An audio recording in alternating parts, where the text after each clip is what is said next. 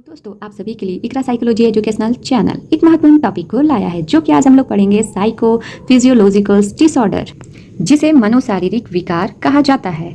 इसमें जब कभी एक मनस्तापी व्यक्ति अपने संवेगात्मक तनाव की अभिव्यक्त मानसिक लक्षणों में न करके किसी एक विशेष शारीरिक रोग के रूप में व्यक्त करता है, तब ऐसे विकार को मनोशारीरिक विकार की संज्ञा दी जाती है। आधुनिक चिकित्सा तथा मनोचिकित्सा में प्रतिबलों का शारीरिक क्रियाओं पर पड़ने वाले प्रभाव को विशेष महत्व दिए जाना लगा है। अब इसे टाइप्स ऑफ साइकोफिजियोलॉजिकल डिसऑर्डर कहते हैं।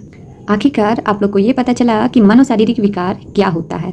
अब उसके प्रकार को जानेंगे। मनोशारीरिक विकृतियों के वर्गीकरण का मुख्य आधार प्रभावित अंग व्यवस्था है। प्रारंभ में लक्षण साधारण रूप से उपस्थित होती है, परंतु लक्षण इतना तीव्र होने पर रोगी औषधि हेतु चिकित्सा के पास जाता है। इसमें अमेरिका मनोरोग संघ प्रकार के मनोशारीरिक विकार का उल्लेख किया है। वो 10 प्रकार कौन से हैं, चलिए देखते हैं। पहला पॉइंट बताया जा रहा है इसमें कि त्वचा संबंधी विकार। इसमें जो रोगी होता है उसको स्किन डिसऑर्डर, जिसे त्वचा संबंधित विकार कहा जाता है, उसमें कौन कौन से आते हैं, तो उसमें दाद आते हैं, खाज, एक्जिमा, मुहासे इत्यादि आते हैं। नेक्स्ट पॉइंट है मनोशारीरिक मांसपेशीय कंकालीय विकार। इसमें जो व्यक्ति या रोगी होता है, इस प्रकार के समूह में पीठ दर्द, मांसपेशीय ऐंठन तथा गठिया इत्यादि रोग आते हैं। नेक्स्ट पॉइंट जो कि मनोशारीरिक हृदय वाहिका विकार।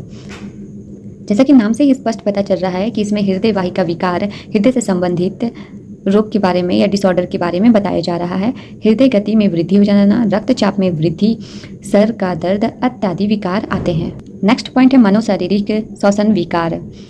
इसमें सांस से संबंधित डिसऑर्डर या विकार के बारे में बताया जा रहा है। इस समूह में ऐंठन, दमा इत्यादि रोग सम्मिलित होते हैं। नेक्स्ट मनोशारीरिक जठर आंत्र संबंधित विकार।